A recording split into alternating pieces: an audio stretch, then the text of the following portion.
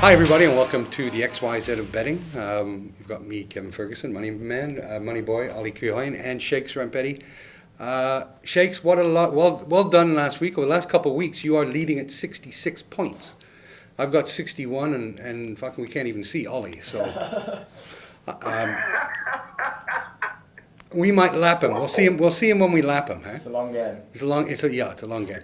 And in fairness, I hate to make excuses, but I did make a couple gutsy calls saying that Leeds would draw with Chelsea, and I said that Liverpool would draw with Aston Villa.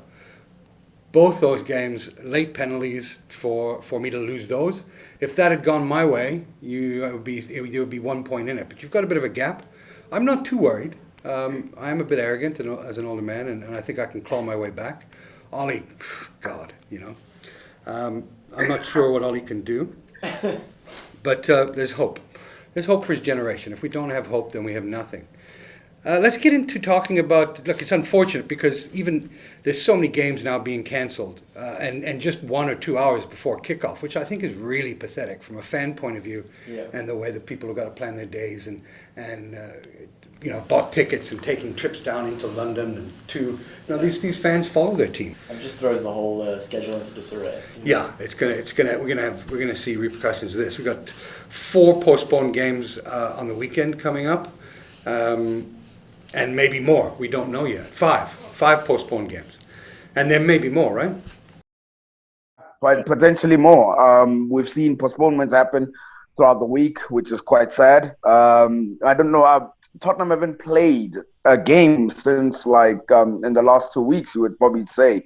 They didn't play the Europa League game. They didn't play their midweek fixture, and they didn't play that last weekend's fixture as well. So they'll be facing Liverpool this weekend. That one hasn't been called off as yet, but you don't know what state the players are in. That will be interesting. So, you don't know what state the players are going to be in. Manchester United as well, missing 2 fixtures as well. Well, the good news about this variant is that it seems to be, my family had just, all my family members had it last week. I isolated in one other part of the house. Tested negative every time I test. So I'm not endangering young Ollie's life here. And they were both fine within a day. Now, I think it still disgusts me the way the media reports about this stuff. Yeah. This is basically a mild flu, this Omicron variant, from all evidence that I've seen. Apologies to anybody there that's gone through worse, but we need some sort of perspective on this thing because when I look at Cape Town, for example, restaurants and hotels that had so many bookings, hotels especially, went from 100% pre-booked to 12% in 1 week with that announcement. In 1 day with that announcement from the UK banning travel, putting us on that red list. So I hope that the world has some sort of sanity next year, and get on with it. All we're doing is delaying and kicking this thing down the road. But let's not talk political. Let's talk football. 5 games coming up. Let's get into those because we want to do another show on the year past and the year ahead. We've got Aston Villa versus Burnley. Interesting between the two sides. Aston Villa have actually only won 1 of their last 6 games. I think it's three draws. True, Aston Villa. Against Burnley. Yeah. So, Burnley, just a niggly team. Yeah. But look, I think really enjoying what Stevie G is doing with Villa. I know you are too. He's 4 from 6 now.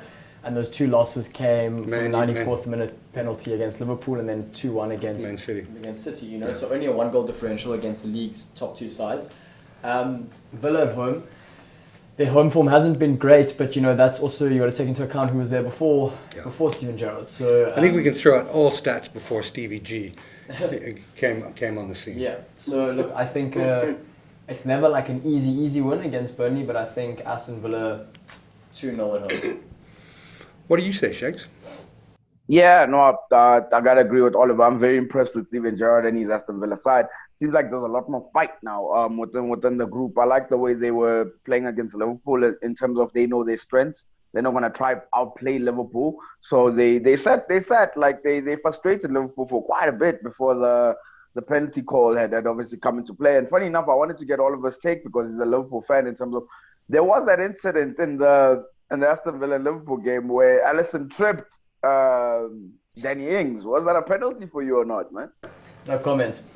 That means yes. Clearly to everybody out there, that's a big yes. We won't get into it any more than that. But you know. Sorry, go ahead, Shakes. Yeah, but basically, I've been very impressed with the way that he sort of had them resolute as well, even against Manchester City. And I think it's Burnley at home. He's probably going to come out a lot more. I agree. I probably would say a 2-0 win is accurate. Yeah, I love Stevie G. He was other than when he did those Lay's ad commercials for the World Cup. Pass the Pringles. That Liverpudlian accent. I could never take him serious after that. But what I do know about him, and from seeing him play over the years, he's a consummate professional. He was a professional footballer who's done it all other than winning the Premier League. He was a great leader, inspirational. So there's no doubt that he's taken that. And he demanded a lot of the people that were surrounding him on the field. So I've no doubt, and he got the best out of a lot of players on the field. So I think that's translated directly to his managerial role. He's getting a lot more than the previous manager. People want to work. He's the sort of guy you want to die for on the field. So you can just see how it's lit a fire under that team. I love it, man. Yeah. And 1.75 Aston Villa, that's got to me, it's got a great bet written all over it. What's your score? 2-0, because Burnley's is a bit niggly, but 2-0. I say 2-0. So we're all in agreement there. Cool. Let's get to my beloved Leeds, who lost by a touchdown to the Manchester City on this midweek. Look, I made a side bet. I had a personal bet of -3.5 that Leeds would lose by 4 more. So I was happy.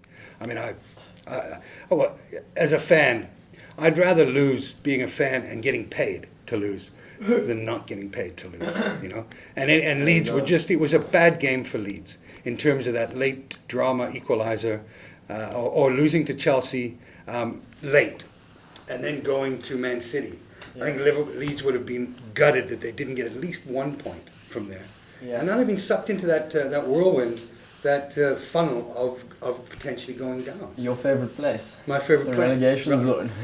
I do think that Bielsa, with Bamford and Bielsa, any talks of Bielsa not being the right guy is ridiculous. But they haven't had Bamford all season.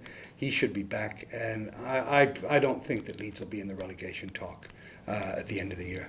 Look, I don't think they're going to be beating Arsenal this weekend either, though. Well, you say that. Yeah, look, this is a game from a betting proposition I won't be touching. If I had to touch it, I like the Arsenal, because Leeds, geez, how do you get up for a 7-0 win? I can assure you that Bielsa's had them at the training ground 24 hours a day after losing 7-0. Still a good couple of injuries to that Leeds side too. Yeah. Arsenal, obviously a coach's decision for Aubameyang to not be playing. Not sure if that changes. Well, I think that, when you take a cancer out of the team, you can start to heal. Yeah. And that's exactly what he's done. To me, Aubameyang is being stripped of the captaincy for a very good reason. And when you get rid of that uncertainty in leadership and eliminate all people, that's a positive thing for a team. So I think that he's, look, to me, I have to apologize because 10 games ago, I was looking for Arteta. I didn't understand how that guy still had a job. Obviously, they knew something that I didn't, which isn't difficult to do. And fair play to Arteta. Hats off to him. He's done a great job. And it's always a lovely smile, Shakes. Yeah, no, man. Look, I can't stop smiling when he keeps praising Arsenal. That's for sure. But I do agree with Kevin when he says I think they did a decent job with Aubameyang having to sort of strip him of the captaincy. It's not nice. It's really not nice. I didn't like it, the fact that it's gotten down to the stage, but there's been so many reports. It's not just this one where he's come late to a situation, whether if it's a team meeting, whether if it's a just before match day practice. Look, if you're the captain of a professional soccer club and you're getting paid, what does he get paid? £100,000+ a year, a month, a week? I don't know. Say 200. He gets over 200 a week. So you got a guy that's getting 4 million rand a week. Fucking can't even be bothered to show up for a meeting, and he's the captain. Big two fingers. It's like that's disgusting, and his behavior is disgusting. There's no reason for it. And that's one of the things in business that I've discovered is what as I've looked to grow my businesses is a lot of the problems that I encounter from bad businesses are people that are afraid to have conversations. They're not easy conversations to have, to address the elephant in the room. So I'm glad that Arsenal has, and Aubameyang should grow up and deal with his shit and own it. Just like I am with Arteta. So I would really suggest that he does get working hard, because I think there's a space for him within the team. But I was really impressed with how they went about with West Ham, with Southampton, without him as well. We're starting to see much better performances from Martinelli. He's come in, grabbed his opportunity as well.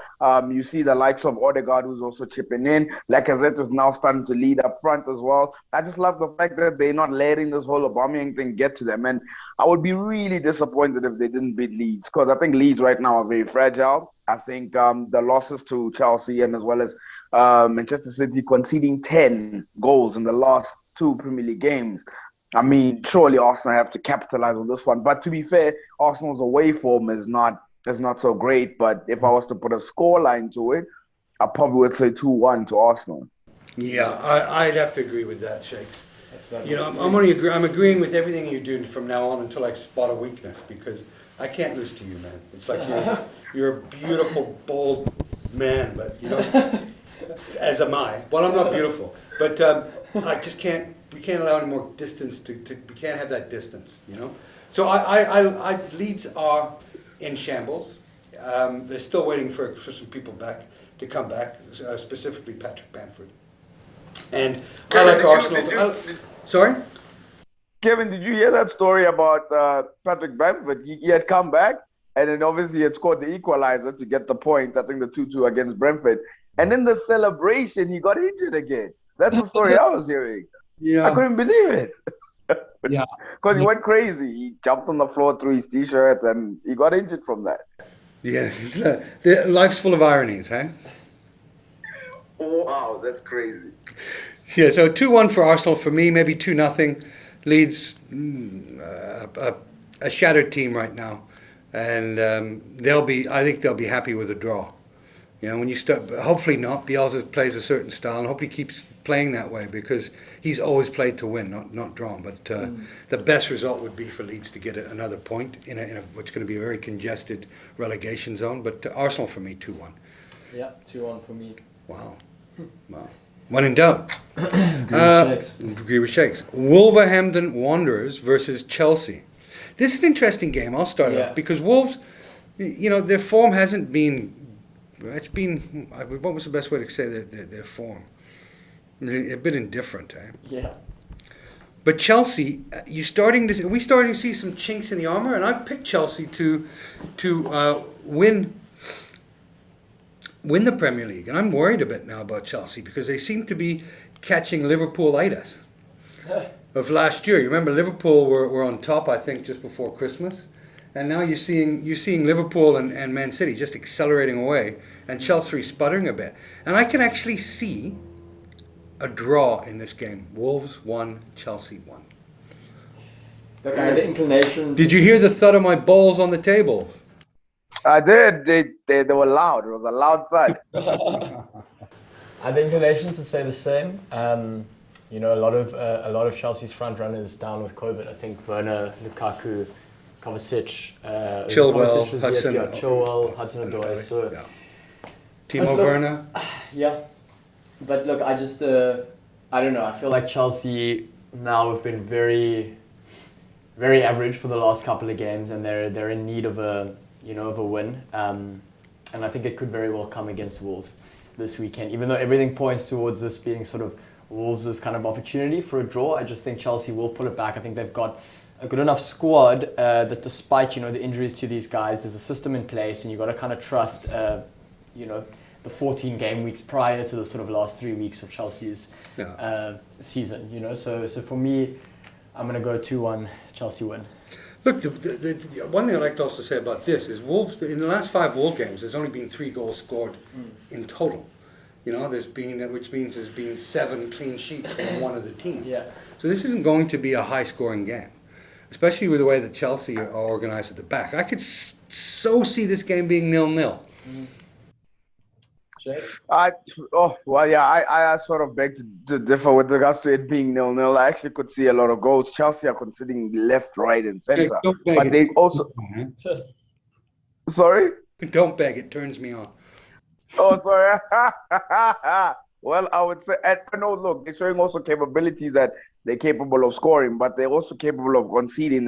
This Chelsea side have not kept a clean sheet in their last 5 games in all competitions. I don't know what's going on. I think Tuchel as well is not showing the passion that he once brought as well. And I have to also make a bold statement in saying that I think what he's kind of showed is that you're not at Klopp and Pep's level, man. Like, I think for me, I'm surprised how he's dealing with this squad. This squad is a lot better than what I think it actually is, even with the players that are not there. The team he put out against Everton and the team Everton put out, because Everton had 12 players out, and they still couldn't beat them. I mean, that was surprising. And that was the shock result of this midweek. Eh?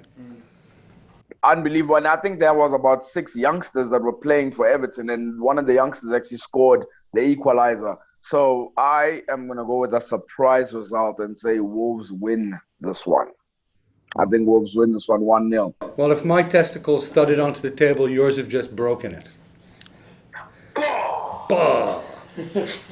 I mean, it's like you said last week, though, Kev. You can't make comparisons between Klopp and Pep until Tuchel's won the league. He might be maybe a fantastic coach, had great success with other teams, and had initial very good success with Chelsea. But the marker for any manager is, can you come in and win the Premier League if you're coaching an English side? So especially a club with the size and money spend of a Chelsea. Sure. Yeah. So we're going draw. Shakes is going. I'm going for Chelsea 2-1. Oh, he might get one back on us here, Shakes. You gotta. But look, Shakes, 6-1 on Wolves. If you're feeling that strongly about it, wager your whole account. He's putting words in your mouth. Like $200 on it. Exactly. There you go. Don't fall for his tomfoolery, hey? Last one of the weekend's Liverpool Spurs. Obviously, a lot of uncertainty around the COVID situation with Spurs. But Liverpool, played without Fabinho and Van Dijk last night. Still did very well. I thought 1-0 down early on, not worried at any stage. Jota, Salah doing what they do. And I've loved watching Trent actually knocking a few this season again. Really a different Trent. You can't if you're scoring as much as they do, the likelihood of you being in a position where you're losing a match is not very high. And for me, Liverpool remain favourites regardless of what the Fabinho Van Dijk situation is this weekend. And I like a 3-1 to Liverpool. Oof. I watched the Liverpool versus Newcastle game. I felt the referee could have blew the whistle for Liverpool's first goal. But to be fair, I must also say that I think Newcastle scoring early made Liverpool angry. I mean, they made them really angry. They were throwing waves of attack. An equalizer was coming, and I think Liverpool wrapped it up. Funny enough, Liverpool weren't even at their best as well. But now they face Tottenham this weekend, who haven't played in such a long time. And you sort of think after this COVID situation they have, what state are they going to be in? I'm not sure. And I think this weekend Conte might just show some tactical nous. And I think because it's away, if it was at Anfield, I would say 3-1 Liverpool. But I think because it's at Tottenham, I think Conte does something, and it's a draw. I think. I'm telling you, he's gonna go defensive, and it's gonna work. Yeah. It's gonna work. I don't know how you defend the Mo, and I can see Mo goals. Liverpool for me, 2-0. But I agree with you that it is a potential banana skin. You've got, according to my stats here, my reports, you got Van Dijk that is out, Phillips, Jones, Fabinho, Elliott, and Adrian, and Origi that's questionable. There's a lot of question marks around the COVID protocol and the guys from Tottenham, because a lot of them have had COVID. So I wouldn't be placing a bet on this game until an hour beforehand, and I'd do your own research. But I won't be touching this game from a betting point of view. But I do like a low-scoring game. And if after 25, 30 minutes it's still 0-0, geez, I'd be lumping on under 3 goals. Yeah.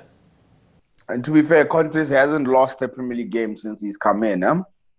3 wins and a draw.